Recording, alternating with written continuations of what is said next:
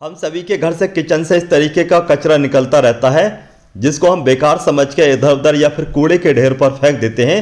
लेकिन इसी बेकार कचरे के द्वारा आप अपने पौधों के लिए ब्लैक गोल्ड फर्टिलाइजर तैयार कर सकते हैं। इसके बारे में आप लोगों को पता ही होगा कि किस तरीके से कचरे के द्वारा खाद तैयार की जाती है। लेकिन आपने जो भी वीडियो देखी होंगी उसमें थोड़ा लंबा समय लगता है कचरे के द्वारा खाद तैयार करने में। लेकिन आज की इस वीडियो में मैं आपको बताऊंगा आपके घर से किचन से इस तरीके का जो भी बेकार कचरा निकलता है उसके द्वारा आप जल्दी खाद कैसे तैयार कर सकते हैं। आज की इस वीडियो में मैं आपको पूरी अपडेट के साथ जानकारी दूंगा किस तरीके से आपको कंपोस्ट बिन तैयार करनी है और आपका कचरा सिर्फ 15 दिन में खाद में तब्दील कैसे होगा।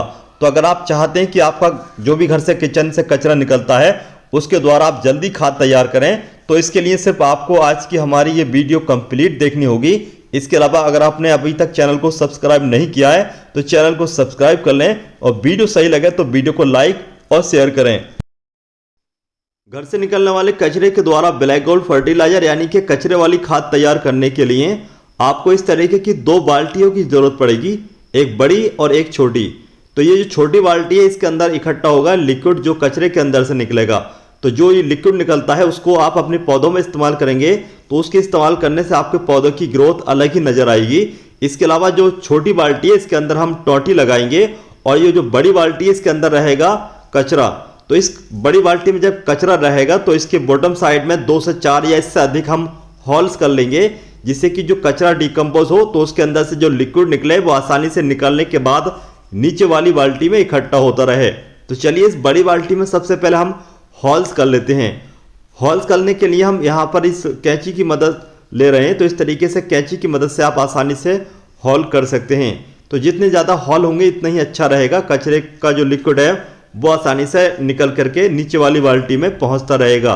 अब बात आती है कि कचरे के द्वारा खाद कब बनाना चाहिए। तो कचरे के द्वारा आप कभी भी खाद तैयार कर सकते हैं, लेकिन थोड़ा सर्दी के मौसम में जो डिकम्पोजर सिस्टम होता है तो वो थोड़ा स्लो रहता है। इसके अलावा गर्म मौसम में तेज़ी से डिकम्पोजिशन रहता है। तो यहाँ पर हमने 5 से 6 होल इस बाल्टी के बॉटम साइड में कर लिए हैं। चलिए जो छोटी बाल्टी है उसके अंदर ये टोटी फिट कर लेते हैं। तो इस तरीके की टोटी आप फिट कैसे करेंगे तो इसके लिए आपको सबसे पहले ये देखना कि कहाँ पर आपको फिट करनी है। तो हम यहाँ पर इस टोटी को फिट करेंगे जो बॉटम साइड है उससे 2 से 3 इंच ऊपर की साइड में। तो जैसे कि हमने उस वाली बाल्टी में हॉल किए थे ठीक वैसे ही हम इस छोटी बाल्टी में कैंची की मदद से एक हॉल कर लेंगे। जितना साइज टोटी का है उसी साइज के हिसाब से हम हॉल कर रहे हैं। तो हॉल इस तरीके से कैंची की मदद से बहुत ही आसानी से हो जाता है। अब हम इसको लगा करके देखते हैं। तो यहाँ पर अभी थोड़ा हॉल और बड़ा करना होगा तो हम यहाँ पर बड़ी कैंची की मदद से इस हॉल को और बड़ा कर रहे हैं। तो इस तरीके से बड़ा हॉल करने के बाद फिर हम इस जो हमारे पास टोटी है इसको हम फिर से चेक करके देखते हैं।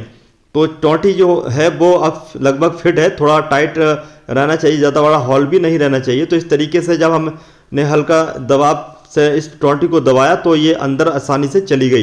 तो इस तरीके से टोटी को जब हम फिट कर लेंगे और फिट करने के बाद में फिर इसके अंदर से हम बाल और जो बोल्ट है उसको हम कस देंगे जिससे कि जो लिक्विड है वो बाहर ना निकल पाए। तो हमने यहाँ पर ये टोटी फिट कर दी है। इसके ऊपर से हम एक बाल है हमारे पास में और एक इसका बोल्ट है। तो इसको इस तरीके से बाल को हम लगा देंगे जिससे कि लिक्विड ना निकले और इस तरीके से बोल्ट को कस देंगे। बोल्ट को खूब टाइट हमें कसना है। हमने यहाँ पर बोल्ट कस दिया है और बोल्ट कसने के बाद आप लोग देख सकते हैं हमने आसानी से टोटी ये फिट कर दी है। अब जो दूसरी हमारी बड़ी बाल्टी जिसमें हमने होल किया हुआ है इस बड़ी बाल्टी को हम इस छोटी बाल्टी के ऊपर से इस तरीके से रख देंगे। अब हमें क्या करना है कि हमारे घर से जो भी घर किचन से कचरा निकलता है थोड़ा बहुत या ज़्यादा तो हम उसको डेली डालते रहेंगे। तो जो भी हमारे घर से किचन से कचरा निकलता है तो उसमें हमें 2-4 बातों का ध्यान रखना है। जैसे साइट्रस फैमिली के जो भी छिलके होते हैं उनका इस्तेमाल हमें नहीं करना है, जैसे नींबू, माल्टा, मौसम्बी या फिर संतरा। तो इस तरीके के जो भी छिलके होते हैं उनको आप न डालें। इसके अलावा जो भी रोटी, मांस के टुकड़े इस तरीके की कोई भी चीज़ इस्तेमाल न करें। अगर आप मांस के टुकड़े डालेंगे तो बदबू ज़्यादा आएगी, या फिर रोटी इस्तेमाल करेंगे, पकी हुई चीज़ इस्तेमाल करेंगे, दाल सब्जी इस्तेमाल करेंगे तब भी आपके कचरे के द्वारा जो खाद बनेगी उसमें बहुत तेज स्मेल आएगी, बदबू आएगी। इसलिए इस तरीके की चीज़ों को दूर रखें। इसके अलावा यहाँ पर जो भी आपके किचन से छिलके निकलते हैं जैसे फलों के, सब्जियों के, उनको सभी को इस्तेमाल किया जा सकता है। लेकिन बेहतर ये है कि जो कचरे इस तरीके का हो उसको आप छोटा कर लें, काट लें, तो और भी तेज़ी से कचरे के द्वारा जो खाद है वो तेज़ी से बनती है। अब बारी आती है कि कचरे के द्वारा जो खाद बने वो तेज़ी से डिकम्पोज कैसे हो। तो इसके लिए हम यहाँ पर बोकासी यानी कि इफ्को कंपनी का ये किचन वेस्ट डिकम्पोजर है, इसको इस्तेमाल करेंगे। तो 1 से 2 चम्मच के करीब आप एक भरी हुई बाल्टी में इसको डाल दें। इसके डालने के 15 दिन के बाद बहुत तेज़ी से खाद बन करके तैयार हो जाती है।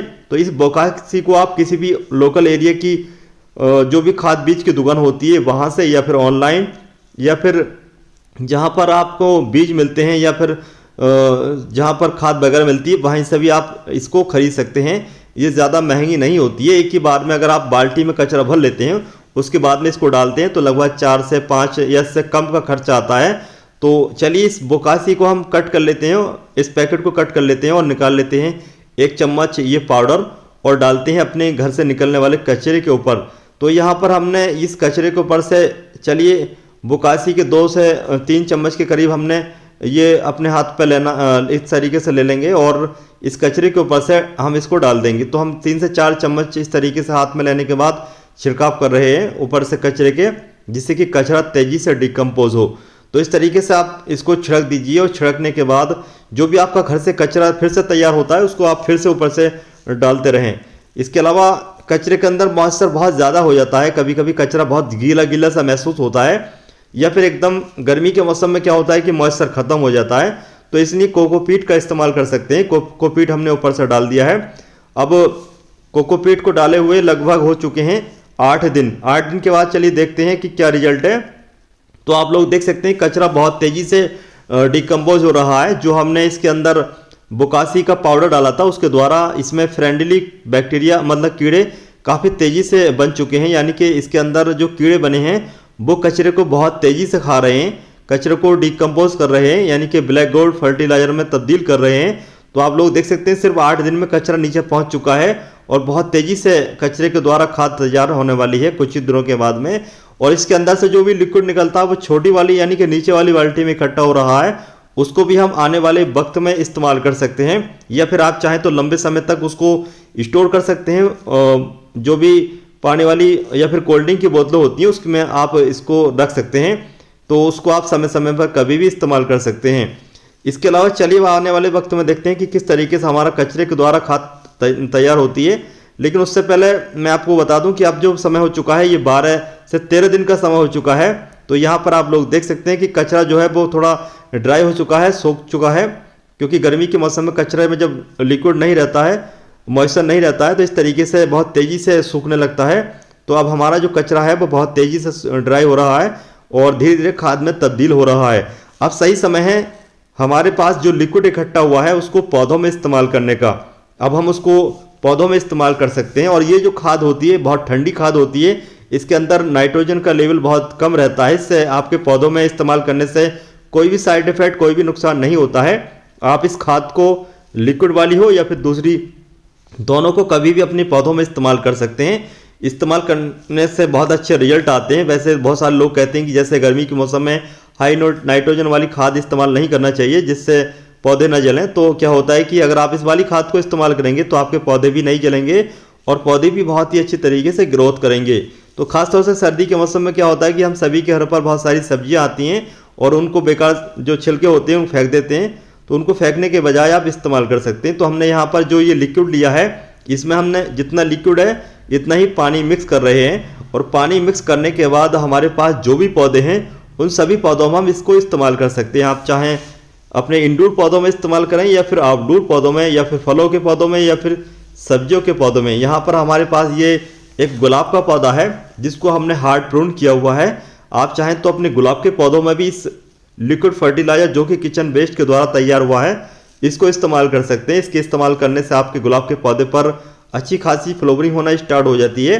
खासतौर से सर्दी के मौसम में इस खाद को अपने गुलाब के पौधे में इस्तेमाल करेंगे तो बहुत ही अच्छा रिजल्ट देखने को मिलेगा। लेकिन जो भी खाद इस्तेमाल करें थोड़ा उसकी गुड़ाई कर लें पौधे की, जिससे कि आपके पौधे की जड़ों तक अच्छे तरीके से इस खाद का असर पहुंच जाए। इसके अलावा ज़्यादा जल्दी आपको ये खाद इस्तेमाल नहीं करनी है, बल्कि आपको 15 दिन के अंतराल पर अपने पौधों में इस्तेमाल करनी है। इसके अलावा जो भी आपके इंडोर पौधे हैं उनमें आप ज़्यादा इसको इस्तेमाल ना करें, क्योंकि इसके अंदर काफ़ी समय तक इसके इस्तेमाल करने से मॉइस्चर रहता है। तो ऐसे पौधे जिनको मॉइस्चर कम चाहिए होता है, पानी कम चाहिए होता है, तो उन पौधों में इसको कम इस्तेमाल करें। इसके अलावा यहाँ पर हमारे पास दूसरा ये अपराजिता का पौधा है, इसमें भी फ्लावरिंग हो रही है, तो हम इसकी भी गुड़ाई कर लेते हैं और इसमें भी जो लिक्विड ऑर्गेनिक फर्टिलाइजर हमारा किचन वेस्ट के द्वारा तैयार हुआ है उसको भी इसी पौधे में इस्तेमाल कर लेते हैं। इसमें इस्तेमाल करने से फ्लावरिंग बहुत अच्छी रहती है, लेकिन इसको आप जब भी अपने इस अपराजिता के पौधे में इस्तेमाल करें तो गर्मी के मौसम में इस्तेमाल करें। गर्मी के मौसम में ही इस पर अच्छी फ्लावरिंग रहती है। थोड़ा सर्दी के मौसम में ये सो जाता है, यानी कि डोरमेंसी में चला जाता है, इसलिए सर्दी के मौसम में इसमें कम इस्तेमाल करना चाहिए ये लिक्विड ऑर्गेनिक फर्टिलाइजर। इस बाल्टी में जो हमने कचरा डाला था उसके ऊपर से जो हमने बोकासी का पाउडर डाला था उसको डाले हुए लगभग 15 से 20 दिन के करीब का समय हो चुका है, और अब हमारे कचरे के द्वारा जो खाद है वो बन करके बिल्कुल तैयार हो चुकी है, बिल्कुल रेडी हो चुकी है। यहाँ पर एक बात का ये ध्यान रखें, कचरों को आप ऊपर नीचे करते रहें जिससे कि जल्दी डिकम्पोज हो जाए। तो यहाँ पर आप लोग देख सकते हैं कचरा जो है बहुत तेज़ी से डिकम्पोज हो चुका है, और अब हम इसको चलिए अपने पौधों में इस्तेमाल कर लेते हैं। आप चाहें तो इसको छान करके भी इस्तेमाल कर सकते हैं, या फिर आप बिना छाने भी इसको इस्तेमाल कर सकते हैं। तो इसको इस्तेमाल करने का तरीका वैसा ही होता है जैसे आप अपने पौधों को वर्मी कंपोस्ट या फिर गोबर की खाद देते हैं, वैसे ही आप उसी हिसाब से अपने पौधे में इसको इस्तेमाल कर सकते हैं।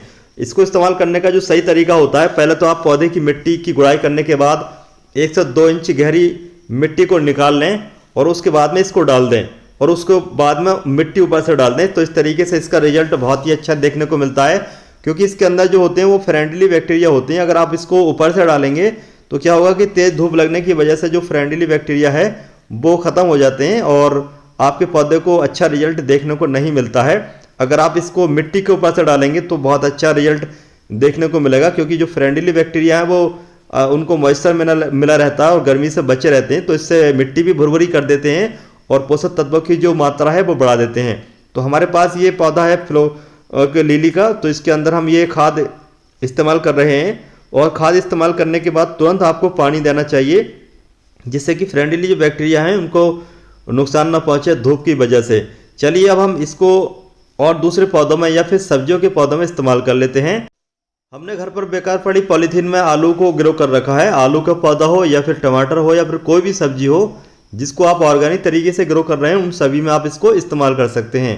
इस्तेमाल करने के बाद जैसे मैं आपको बता चुका हूँ कि पानी जरूर डालें, तो पानी हमने खाद डालने के बाद दे दिया है। इसके अलावा ये हमारा गुलाब का पौधा है जिस पर कलियाँ काफ़ी बनी हुई हैं, और इसके अलावा जगह जगह जो फूल थे वो खिल करके सूख चुके थे जिनको हमने कट कर दिया है। इसके अलावा अभी भी काफ़ी सारी कलियाँ बन चुकी हैं, यहाँ पर ये एक फूल खिल चुका है। तो चलिए इसके पौधे में भी हम इसको इस्तेमाल कर लेते हैं।